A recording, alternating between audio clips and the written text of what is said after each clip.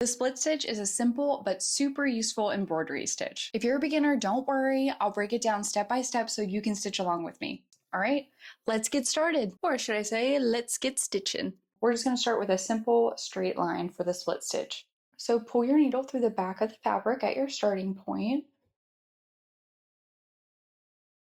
Now I'm gonna skip one stitch length. I'll say this is anywhere from like 1/4 of an inch to maybe 1/2 inch, but it's just whatever looks and feels right for you. And now I'm just gonna pull my needle through the back of the fabric.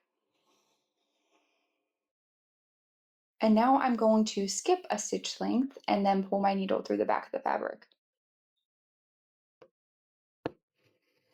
And your stitch lengths do not have to be perfectly even because, spoiler alert, they never will be and no one's ever are. Like, nothing is ever perfect. I am going to take my needle and I am going to put it about like halfway through our previous stitch we made. Once again, won't be perfect. And we're going to split our stitches there and then pull our needle all the way through.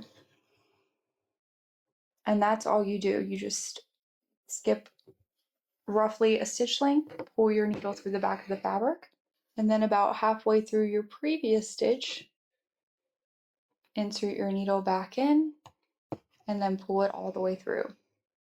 And I'm just going to repeat these steps until I get to the bottom.